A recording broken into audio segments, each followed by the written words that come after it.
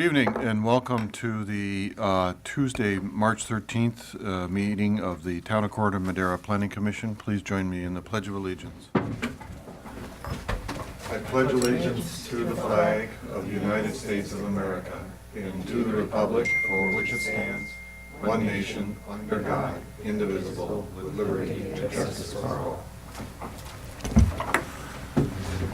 Thank you. So we are all here tonight for one purpose, and that is a continued hearing on 109 Golden Hind Passage. But I have to stop myself and say, if there's anybody here to comment on something that is not on the agenda tonight, please raise your hand.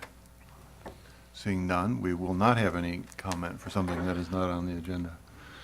I'll do a quick roll call just so we can record the commissioners who are not here this evening.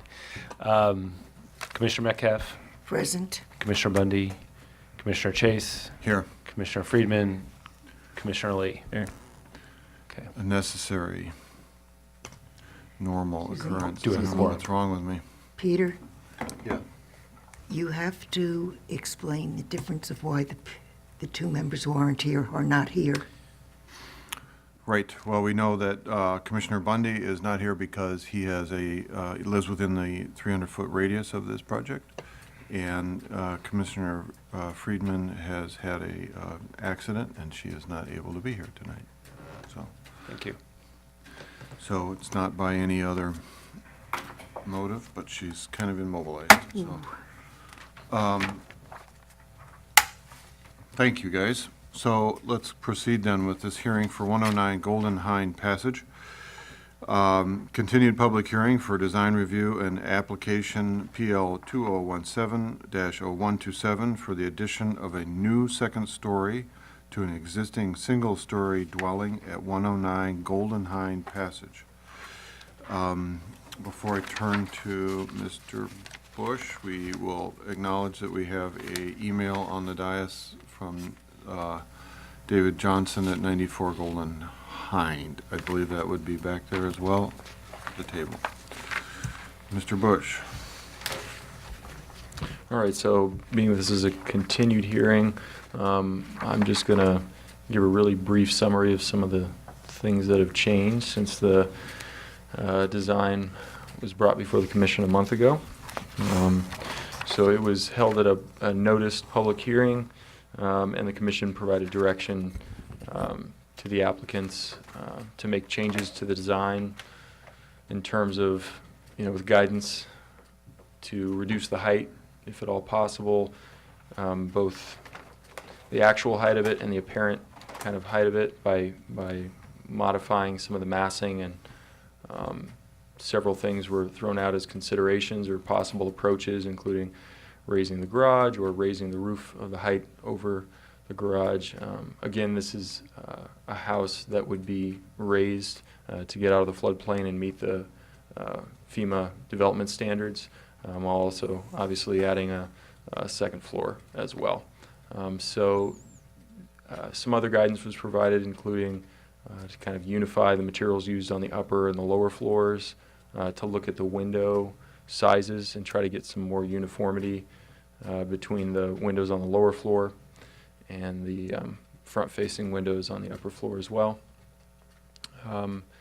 The applicant returned with several changes, including raising the height of the garage, not raising the slab, but raising the roof above it to sort of meet the upper floor at a higher point, to kind of change the proportionality between the upper and the lower floor. The materials, the siding is now the same siding on the top and bottom is used, as you can see here just on this small elevation.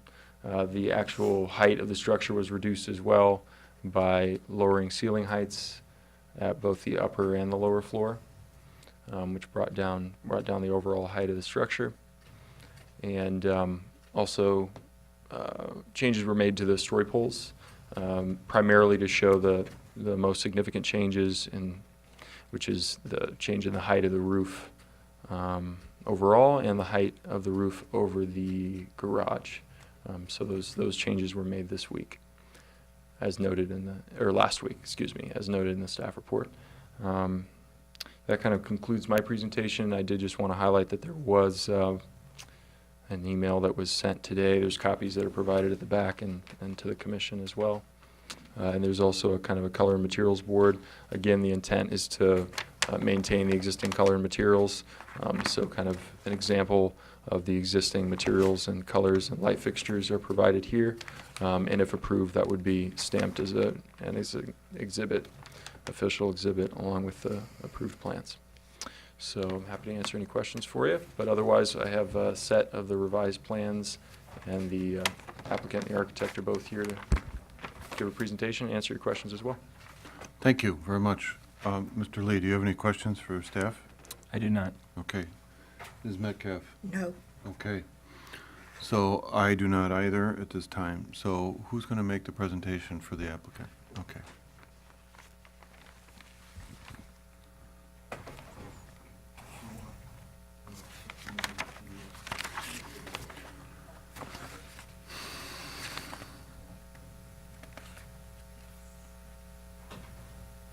Okay, is on? Can you hear me? Okay, sorry. Okay, my name is Maureen Jokum, I'm the architect. So we took the information and feedback that we got from you guys 2 weeks ago. We made modifications. Maybe it's not on. I thought I heard it on, but there you go. I'm Okay. mistaken, right. So, Okay, so we took the feedback that we got from the last meeting when we were here and made modifications, which I think greatly improved the project overall. We made some design changes, we made some compromises. I think the biggest impact in terms of the overall design is raising the ridge of the garage to match the raising of the roof overall of the existing house. And that's what's indicated by well, you can see it, the ridge of the garage is much higher now in relationship to the second floor. And that makes the second floor much more normal in terms of its relationship to the roof of the first floor. The other thing we did was, like Doug mentioned, we decided to keep the siding all the same, which I think unifies the house. We also compromised on the ceiling height. We dropped the living room ceiling 6 inches, and we dropped the master bedroom ceiling 6 inches. That gave us a 12-inch overall height drop in the overall height of the building. And then we tried to make the windows more uniform. The upper level windows were reduced in height slightly, and probably more importantly, the lower window on the right there for the existing master, at this point, well, anyway, it was a substandard height. It was really shallow. It doesn't even meet egress. And so we made it a traditional 4-foot high window. So now all the windows, the main windows of the dwelling rooms are the same elevation, same height. I just wanted to mention that the project is supported by all the neighbors. I know there's one neighbor who's concerned about privacy, a neighbor at 110 across and over a house. And so I did a little study. I went on Marin Map and actually did a sketch, actually printed out, and I can show you, printed out a sketch of our relationship to the 2-bedroom windows that she's concerned about. And it's to scale. It's 1 inch equals 20. And the distance between the window she's concerned about and her closest bedroom window is 121 feet. Between the distance, the acute angle, the reflection of the glass, and even the overhang, I really don't think, I want to assure her and the commission that there'll be no privacy issues. There's more privacy issues from walking along the sidewalk than from a window 120 feet away. That's pretty much all I had. will you pass that for us to course. take a look at, please? Right. Phyllis, do you have any questions? Yes. The home you're talking about, you said it was 110? 110. That's the home, Margaret Deedy's home? Yes. It's on the corner. Yeah, a catty corner across the street. Yeah. To the left, yes. Yeah. I mean, as I pointed out to her at the last meeting, you see less from being on the second floor of another house looking in as far as you can see in the room as if you're on the same level. So I don't even know why that's Okay. still an issue at this point. Well, I just wanted to show a graphic Yeah. that we actually Okay. thought Do you have about any it. other questions? Yes. Let's see. Well, looking at either one of the two on the right, how much higher is the roof of the bedroom than the roof of, I guess it's an office in the front? The difference between the two is 6 inches. Are you talking about I'm the talking plate about height? the actual roofs that will be on your new drawing. Yes. Yes, You can take that actual mic. It's 1'8". 1'8". Yes, I just calculated because I thought that might come up. So the high point is there, and this I measured at 1'8" lower. And the plate height between the two is a 6-inch drop, just, Okay, you know. okay, thank you. Good for the moment? Mm-hmm. Okay. Mr. Lee, any questions? Well, so thank you for listening to the commission last time and integrating a lot of the moves. I think raising the garage and creating the extension of the roof back works really well on the entry side. I did notice on the other side that because you raised the back, because of the other thing that I'd brought up before, it creates that condition now on the other side, and I just think that that I wish there had been a way to avoid that. Maybe emulating the garage kind of pitch on the backside or something, or at least an exploration of that. And maybe you have explored that, I guess, is my question, or did you? I don't quite understand the question, or what part you're talking about. So I just see, so the reason that the roof the roof line isn't able to connect there and actually extends up is because of the same condition that's created on the other side, right? Because of that shed roof that you've brought Well, up. it's because the plate height of the typical house is 8 feet, and we're raising the plate height in the living room, dining room, kitchen to 9 feet. So you Right. have a higher plate height here that wraps around and becomes the plate height here, and then it drops the foot to the normal plate height, which is 8 Right, feet. and you're dropping, you're dropping it through that angle going back down, right? Right. So, but and the reason so that's an existing window, is that why This- you didn't no. drop it down to line up together, I guess? No, because then it wouldn't be a 9-foot ceiling in here. It would be 8 feet. And this is if you go Right, back to the but- plan, it's one big room at 9 feet. So, so is that an actual extension of the rafters inside, or is that a actual lip on the outside of the building that's independent of the structure? It's a lip on the outside of the building. So it's independent of the ceiling height. Right, but it can't be any lower than the ceiling height. I can't drop this to this, because otherwise I'd have an 8-foot ceiling for the first, 3 feet of the kitchen. There's a section, I don't know if it goes through the kitchen, though.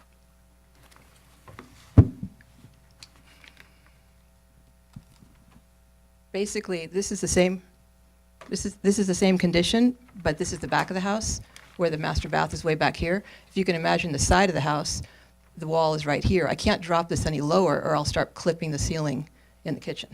That's why it's higher. Understand. Oh, okay, sorry. Yeah. So that's why I I couldn't. just wanted to understand, because it's a unique condition that Right. happens. I don't know that it's fully objectionable. It's just, Right, no, it's, yeah. Okay. All right, you good, Mr. Lee? I'm good, thank you. All right, thank you. When I was by the house, I ran into the applicant on Sunday and saw the poles, and he said that the reason for not raising the garage or the front entry was a cost and/or a grading issue. So it's both, it's a cost and... It's both. I didn't want to commit him to having to raise it because of the cost, but also to make up 2 foot 5 inches from the driveway to the adjacent grade is pretty tough. Most of the houses that I've seen where they've raised the garage, it's a foot max. So, I mean, it's something that's possibly doable, but it means, you're talking about 5 risers to get down to grade adjacent to the garage. So you basically are creating a wedge up to the driveway. And you have to deal, on the right-hand side, I can deal with a raised walkway and then kind of a retaining wall to the grade of the yard. But on the left-hand side, it's either a drop or a bunch of steps to get down to Right. grade. Neighbor property too close to do that? Yeah, it's pretty close. too. Okay. Yeah, it's makes the garage bigger, bulkier. Okay, so with that said, anybody else from your side of the table, from the applicant side, that would like to say anything? No, for public comment, I'll go to that in a second, but either the applicant, okay. All right, thank you. So that's it. Now we'll ask for public comment on this project. So if you would like to say something, we'll give you 3 minutes to step up and say what you'd like to say. Good evening, members of the commission. My name is Christopher Hessen. I live to the north of them at 105 Golden Hind. I'm here tonight in support of the lifting and expansion of the Hewlett home. I bought my home there last May, and I've lived there in that home since November. The previous owners left because of flood concerns in the neighborhood. They went through El Nino last year, and it wasn't good. Mr. Hewlett showed me the plans to expand vertically when I moved in. I thought the expansion was tasteful, and I appreciated that they had set back the upper floor from the north wall. He also took into consideration the neighbors to the east who are 200 feet away. I expressed to him some concern that he should raise his house out of the floodplain at the same time to prevent any future damage to what will be his family's home. After further discussion with his architect and family, they decided to push forward with the expanded project, realizing that getting his home up out of the harm's way, he would be in a better position to help others should the floods come again. I'm not sure the Planning Commission understands the great stress and expense that this project presents to the Hewletts. Every change they're requested to make costs them thousands of dollars. It also draws out the process. I think the town of Corte Madera should be streamlining efforts by homeowners to remove their properties from future flood risks. Their efforts will free up services for less fortunate people in times of flooding. I ask that you push forward to accept this project in its current form and let the Hewletts move on with their lives in their improved home. Thank you. Thank you. Anyone else who would like to speak, please?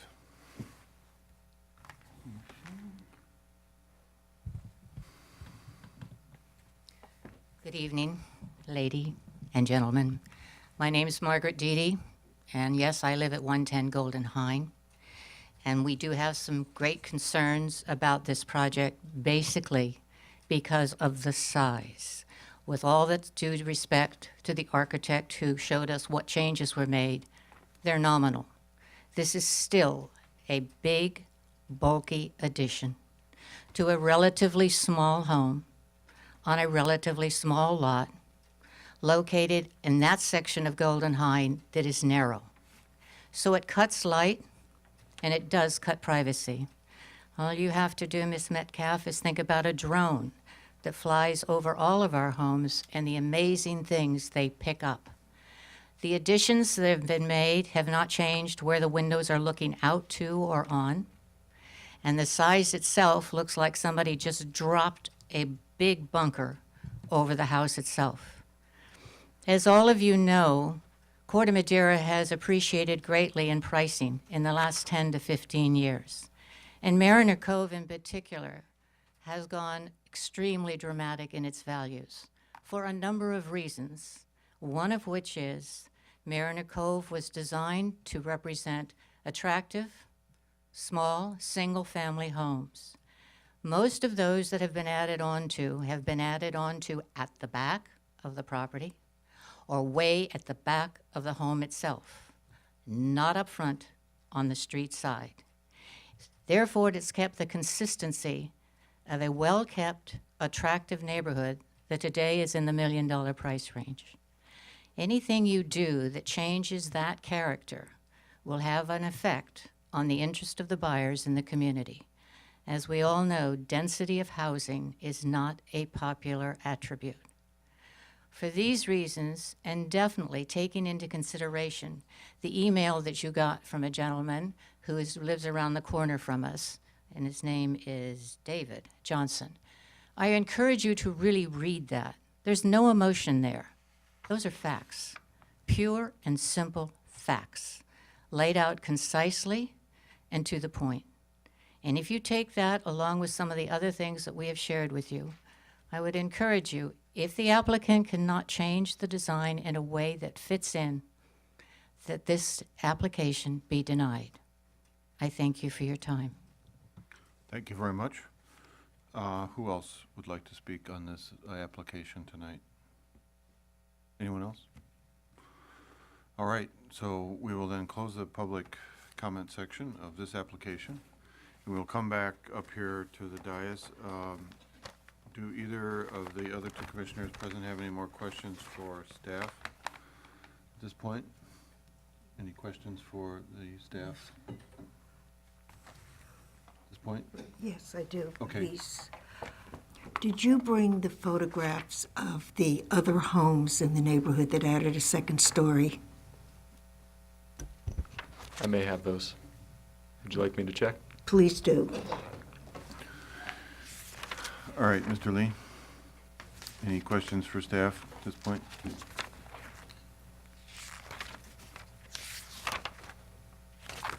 Charles? No, I do not. Okay.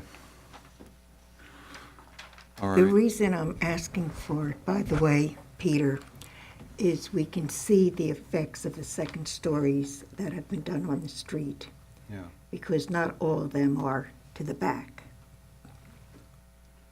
No, that's true. I've done the reconnaissance of the neighborhood several times, Here we and there's go. a variety of them, so.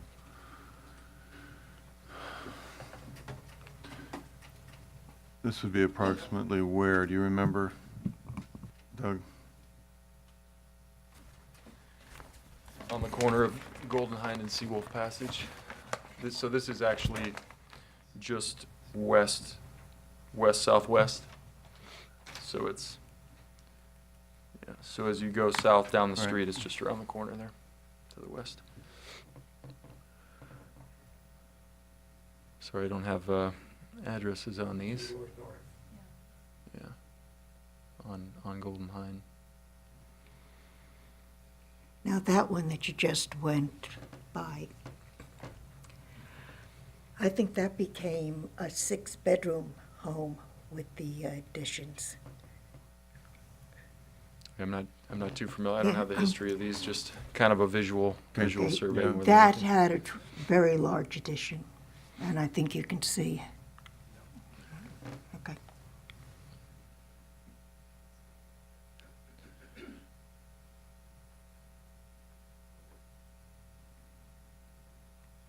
So, just several Yeah, photos thank you. taken. Right, that Peter. one is close to this, yes.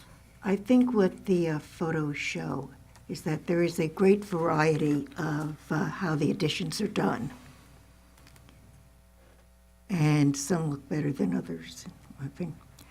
I did read the things that Mr. Johnson had in his email because he sent it to us at home.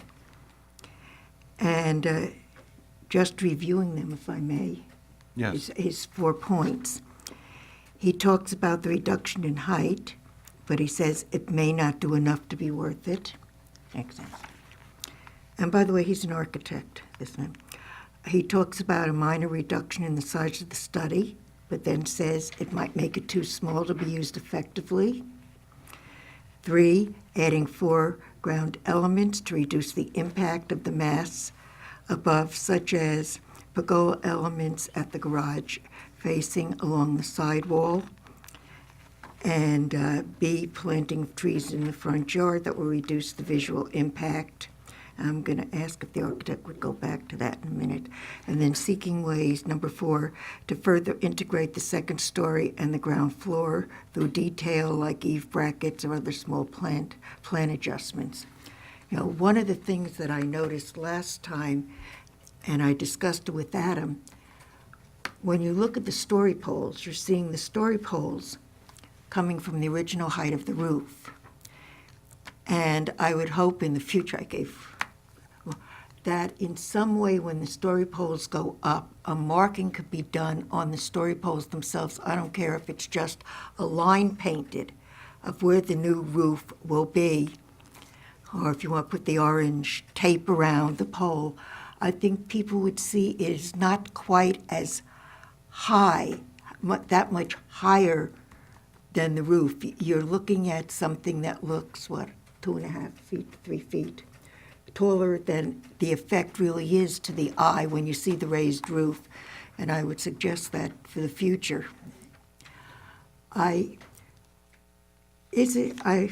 not sure sometimes what we are in asking questions. Could we ask the architect to respond to 3 and 4? Would that be appropriate to ask at this time? In just a moment, yes. Okay. We could do that. And, I mean, items number 3 and 4. On this thing from David Johnson. Okay, well, the list of the things He, is in the staff report. So, changing 3 and 4 in the staff report are change the horizontal siding and change the height of the windows. So, I'm talking about 3 and 4 in this Right, so- email, but that's- which is slightly yeah. different. It talks about pergolas, So it that's- talks about that's a- planting trees. citizen request, and Yes. we can make that, have that discussion if we want to reopen the public hearing. So, I would like to, if that's possible. all right, Mr. Lee? This is internal discussion between us? Yes. Yes, so I guess in my evaluation of this from a design standpoint, I guess I would just like to talk about what it means to raise these old kind of ranch-style homes, and the condition of adding a couple feet to the first floor will always create a condition where it creates a verticality that is seen as something abnormal to our normal perspective of what those houses should look like, right? And it's unavoidable. I don't think you can completely design that out. It's part of readjusting housing stock within the floodplain. Right. Right? So I think knowing that, it makes it easier. So then I think really the evaluation was less about its overall vertical mass, and it was really about the proportional relationship of those floors, and I think they've dealt with it. And I think that was the major design finding that I think was a hard find last time. And I think that that's been corrected. So then I think that the other things are, in my mind, not enough to disallow that. I did want to address the concerns about whether this is a moderate or large addition to the home. I think a 4.1 FAR, which would be their maximum on the lot, is not being met. It's at 0.36. So they could have increased it by 16%, and they're only increasing it really by like 10% of what they're allowed. So in my mind, that is a modest increase. It's not maximizing it for whatever reason, budget or whatever. But I do listen, and I do care about those things, and that's how I understand that comment. So that being said, I think that those were the two main things that I wanted to address and speak to about my decisions. But overall, I think I can make the findings to allow this to continue. I would just hope that through the design with staff moving forward, that hopefully that side roof, that there's a way to balance that out and get it to be a continuous piece, just on a personal level. I don't know that it really is enough to detract from the design, but. All right, so when you read Mr. Johnson's letter, do you support or want to hear about any of those potential changes to the project? So I think the first two, I'm always skeptical of suggestions that then you retract in the very same sentence. And yes, I'm glad he brings that up, because those are the kind of trajectories that people would usually want to, evaluate it and hopefully improve it. The pergola elements, I think in general we kind of requested a landscaping plan or an understanding of how you're going to rebuild after this major kind of rebuild. I understand that there's cost involved with doing that and everything, and I think, that would be something that we could have seen and responded to, but in lieu of that, there is no understanding of that. So can we request, I don't know if, because usually for landscape, I think we do it for privacy issues and not just covering up the architecture or like obscuring what I think the building itself needs to be right, and I think I'm okay with the massing. And then smaller filigree kind of moves to give it, I don't know that that's within the budget of interest, would add enough interest or change it in a way that would really benefit the project at this point. Okay. But All right. So, yeah, normally there is a landscape plan, but they've said they're not going to do anything with the landscape. It's primarily lawn right now. So, in any case, we'll reopen it for, to the public and ask the architect to step up. And Phyllis, you can ask your questions about this if there is a suggestion that she could agree to as a part of the project design to put something on the front of the garage. Is that what you're after? I would like her feedback on the suggestions 3 and 4, if they're possible, Okay. if she feels it will help the design, or any comments you have to make about it. Yeah.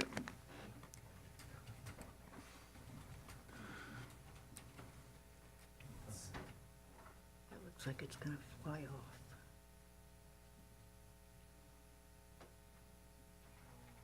There we go. So, per the letter, it says here, adding foreground elements to reduce the impact of the mass above, such as pergola elements at the front of the garage face and along the sidewall of the garage. That's A. B is planting of the trees in the front yard that will reduce the visual impact. Number 4 of this letter was seeking ways to further integrate the second story and ground floor through detail like eave brackets or other small plan adjustments. So. Okay. No.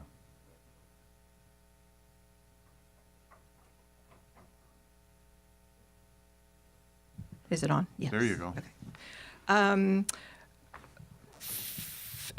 First of all, the house is basically a tract house with not a lot of detail.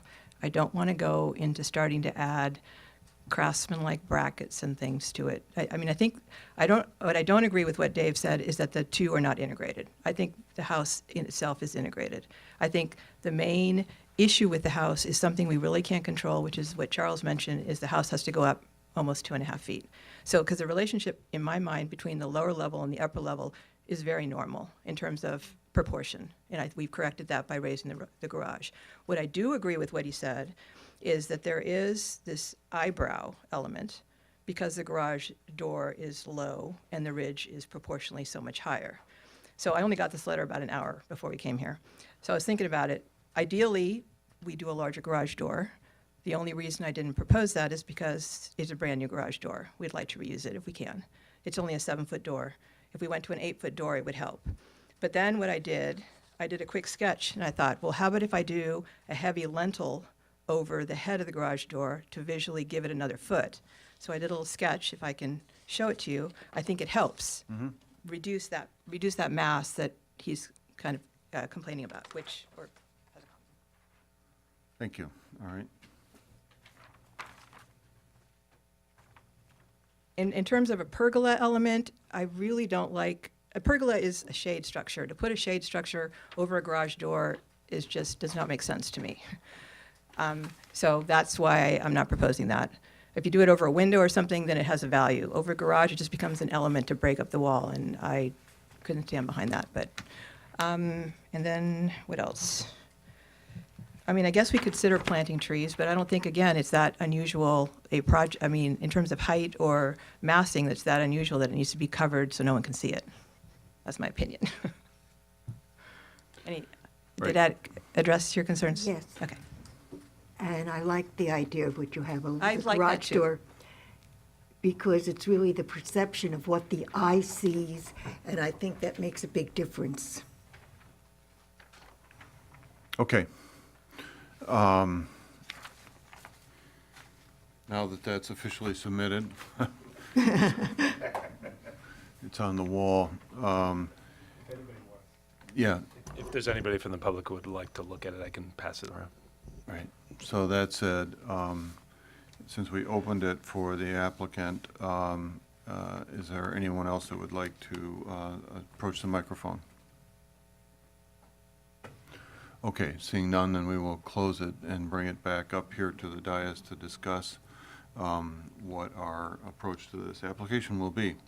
So, Phyllis, you have last looked at this and feel that that's a worthwhile addition to the design of it. Given the commentary, is there anything else that you would add to this application, or how would you consider this application? I think one of the reasons people are having a problem with the height, as I said, is the height of the story poles over the current roof. And that if the house was not being raised, and I'm not saying don't raise it, but if it was just adding a second floor without the raising for flood control, I don't think we'd have a lot of the comments made that are currently being made. And that's why I made the suggestion in some way in the future for this architect or anybody else to somehow mark the story poles showing where the new roof would be. I think it would help. It's not overpowering. It's not as large as some. Why I asked Doug to show the homes he had shown before, and it's also definitely more attractive than some. And I will not point out which ones. I'll leave it to each one to figure out his or her own idea. It works.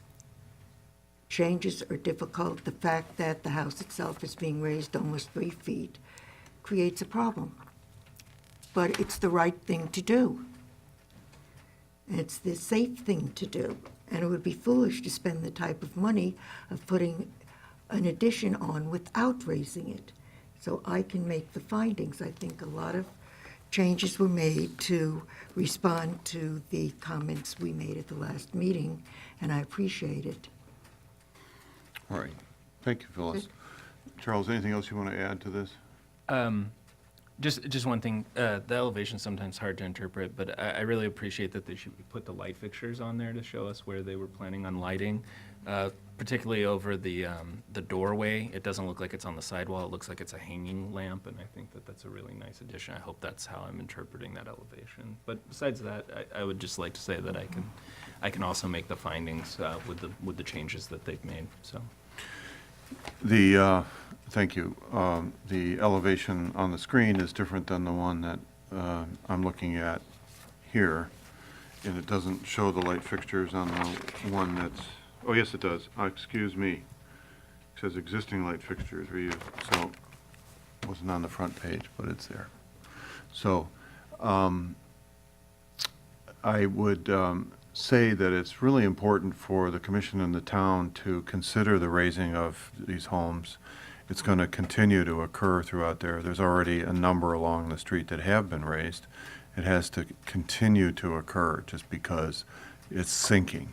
And all of you that live over there are witness to that as they raise the sewer lines and the drain lines, and it's one of the more significant areas of flood control concerns in the town. So it's one of these areas of town that will change over the next 20 to 30 years. It's not anything that happens in 5 years or 10 years. It will occur over time. All the houses will get raised up at some point, or probably just sink into the mud. But it's happening, and it will continue to occur as it does over in Madeira Gardens.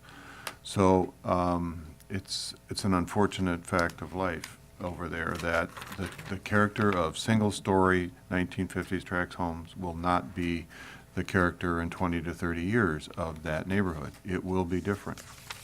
We know that.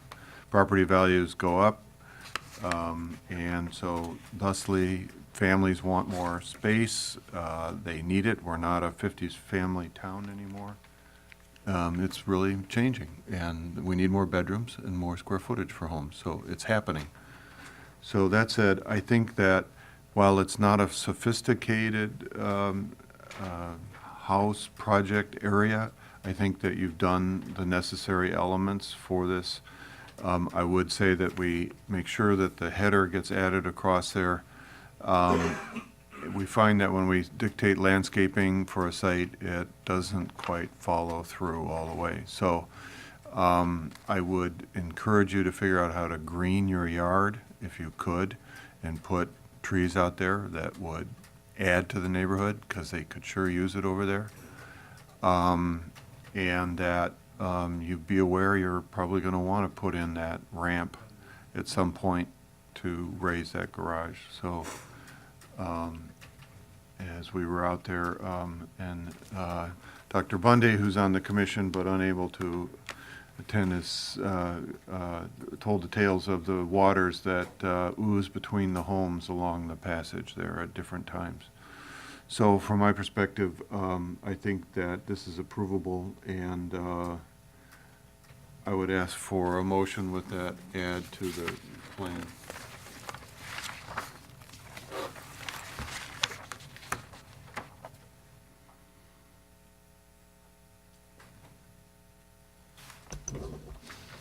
Phyllis, are you going to make that one? All right. Yeah. Phyllis is losing her voice, that's why I hesitated. In the matter of design review application PL 2017-0127 for the addition of a new second story to an existing single-story dwelling at 109 Golden Hind Passage, I move the adoption of resolution number 18-003. I second the motion. All right, roll call.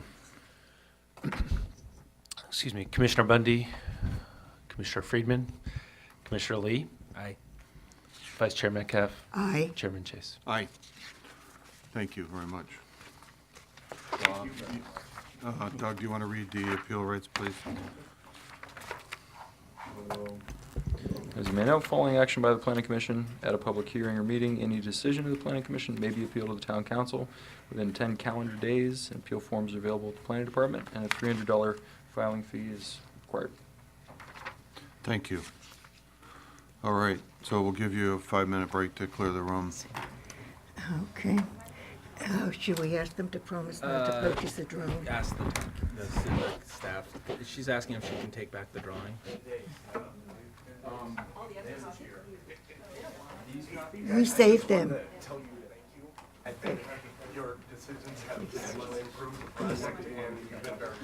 Okay, and please don't buy a drone for your kids to play with. No. We don't want to upset Margaret any more than she is. No, I leave them here usually, so if they've given you permission to take them, feel free. Nope. Nope. Thank you.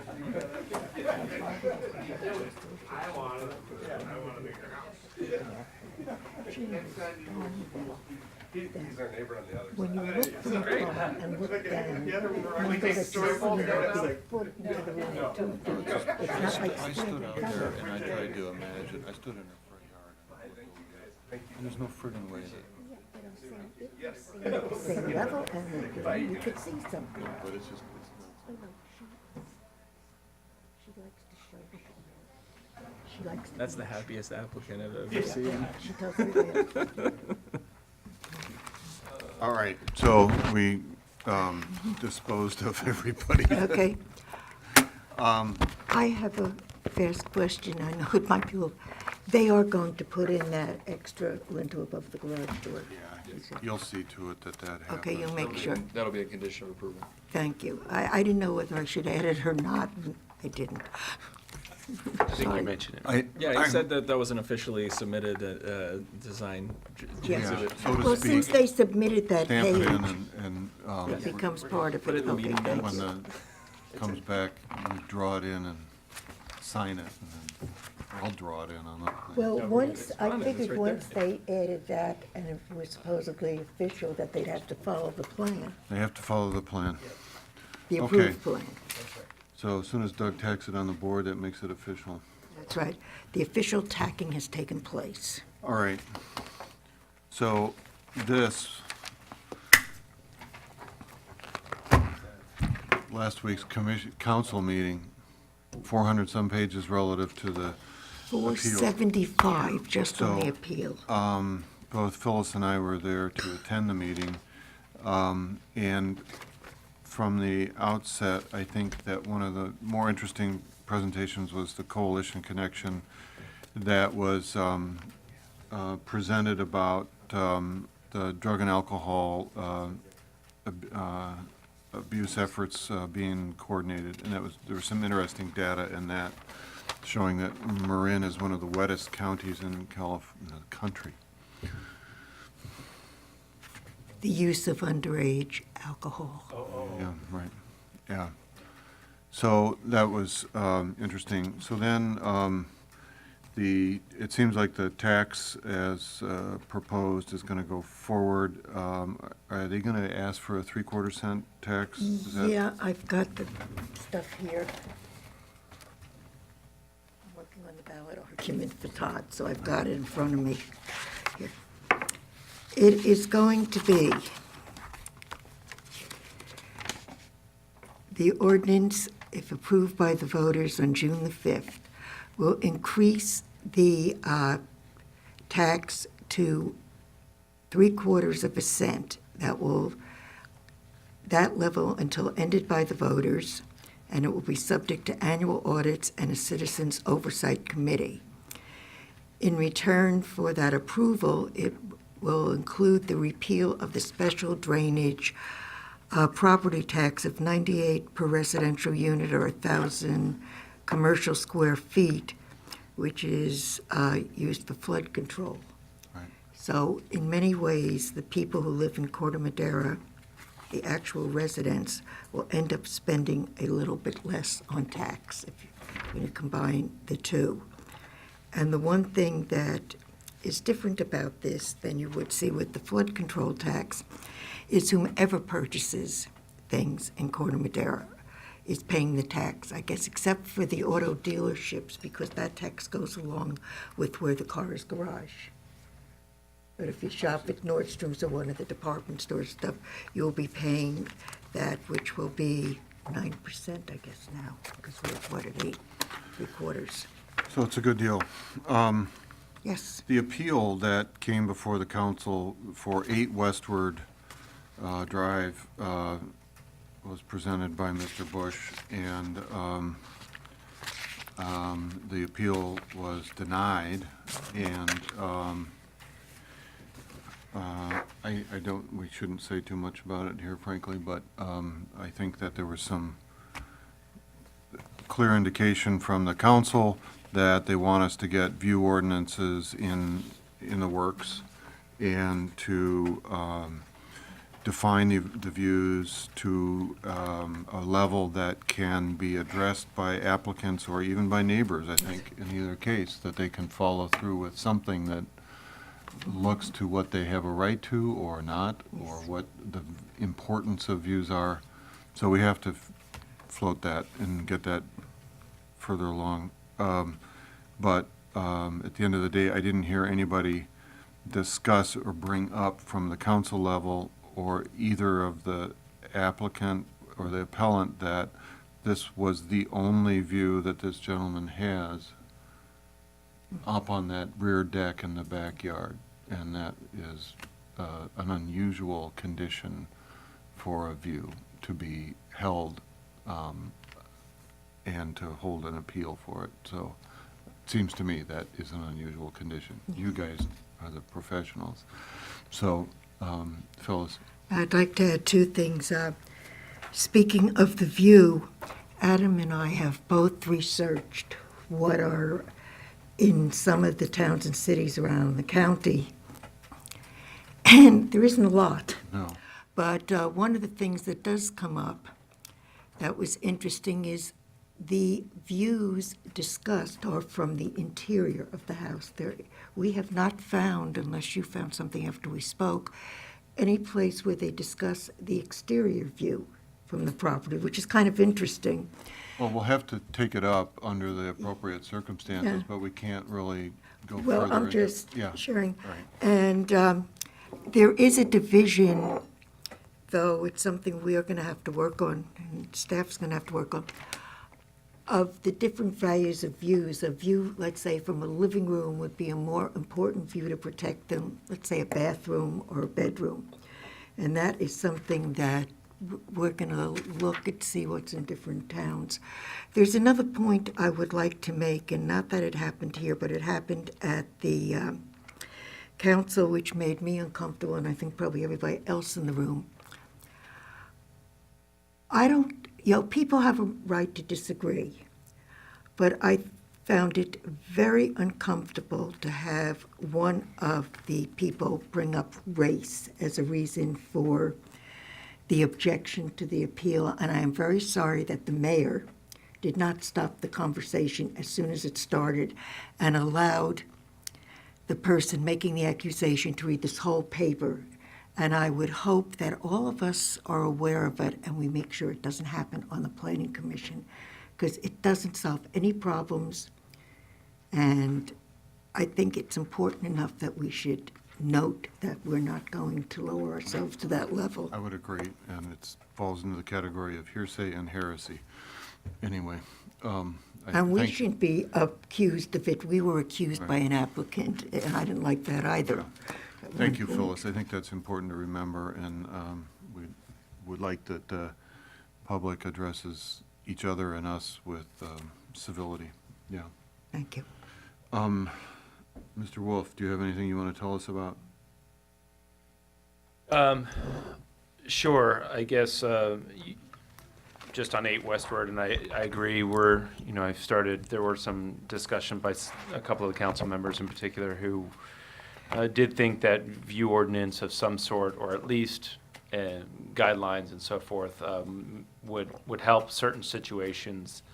Obviously, I think the commission sort of dealt very expertly with the view issue from this particular project. And so just in that, I have talked to both Sausalito's community development director as well as Tiburon's and Belvedere's, and talked about them there.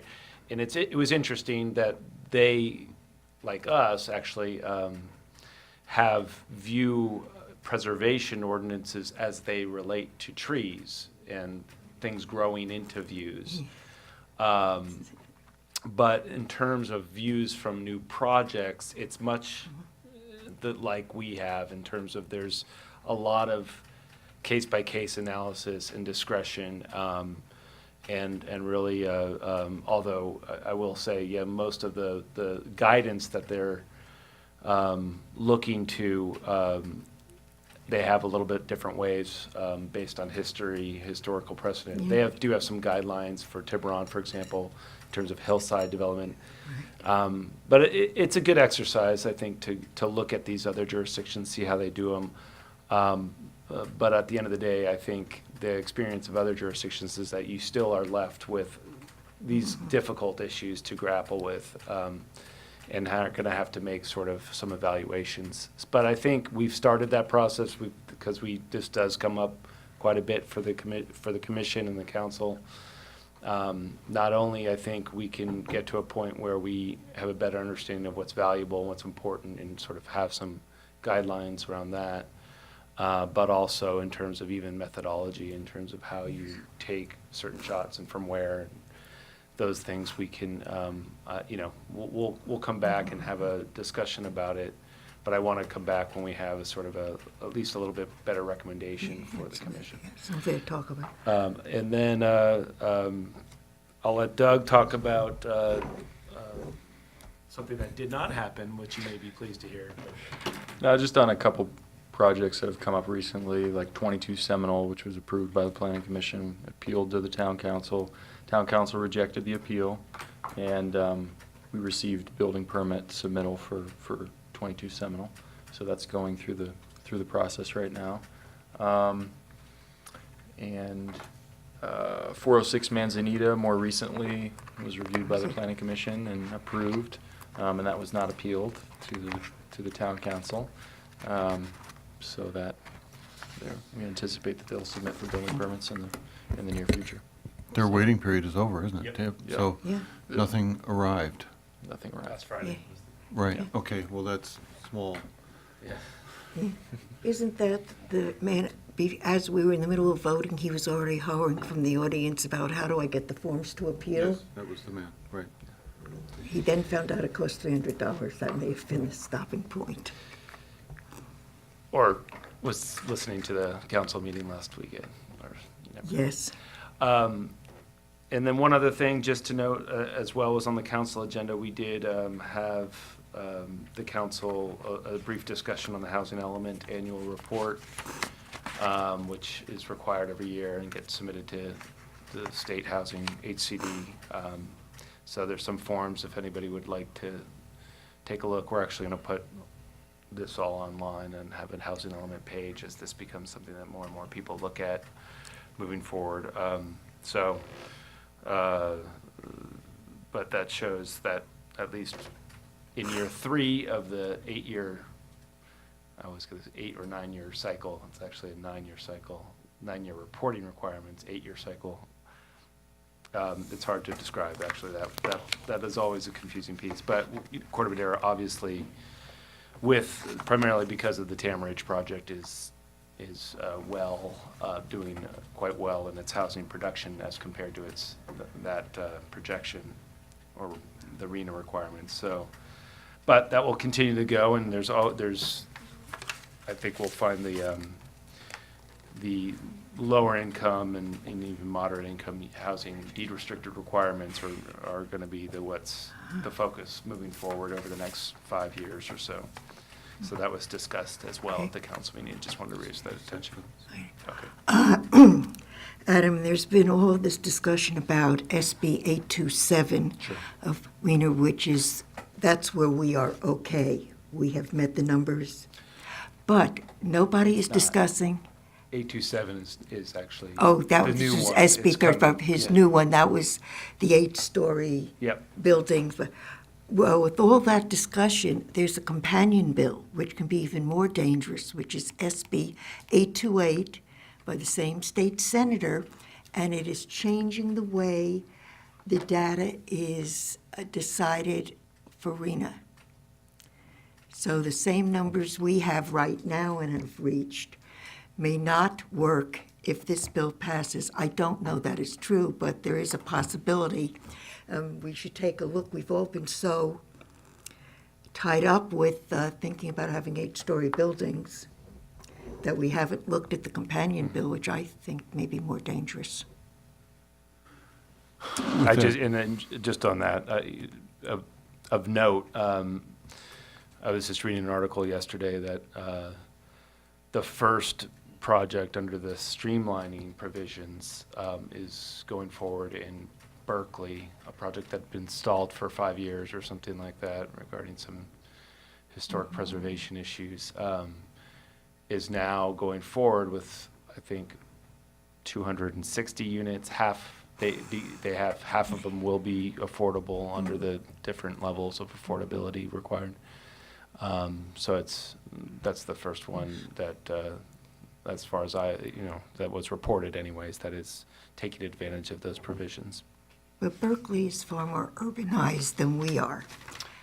Yeah, and that's the type of scale project I think the bill was really intended to facilitate. There's obviously, because of the prevailing wage provisions and so on and so forth, those can support that. But I was surprised to see that even at the requirement that 50% of the units have to be affordable, that we're able to make that was still make it work, so to speak. Well, I saw that article, and I was going to say something about that, because that cast a shadow over things to see that size of project go forward, but at 50%, I don't, Yeah. it has to get built somehow. Yeah. And there's a long ways to go, but that's a significant affordability range that we probably won't get to in this town, so. But in per the conversation tonight, I think you notice that the Marin sales are down significantly in the last year, since a year ago, but the prices are way up. Simply means inventory is down and pricing is up, so the demand is getting squeezed, right? So that's where it occurs. One of the other things, there's another article, and I've got the figures at home. If you look over the past few years, the number of single-family dwellings that were sold, the percentage of which are all cash deals, which means these are people from outside of Marin coming in and buying these units for investments and then to rent out, and rents are going way up. And that is really a shame, especially at the time of the recession when so many mortgages were underwater. The banks would have appreciated selling them cheap, and it would have been nice if the Marin Community Foundation had helped people make down payments, and we could have had homes for people who actually live and work here, rather than outsiders making investments. Mr. Wolf, do you really not have anything on the agenda for next week, or? At this point, we don't. I will, it's a rare, we haven't had this situation in quite a while, but yeah, at this point, we don't. I will see if by then maybe we can have a recommendation on moving forward with something related to views, but if not, I don't want to push that. If there's plenty of other things that staff is working on, obviously. What about the policies and procedures? Oh, yes, yeah, that's one thing as well that we'll be able to bring back. That's been floating for Yeah. a year. Yeah. So those are both things, don't require noticing on Friday or anything, so we would have some time to get those in and put them on the agenda. So I'll update the commission as we move forward with our work. Great, thank you. May I add just one thing? Sure.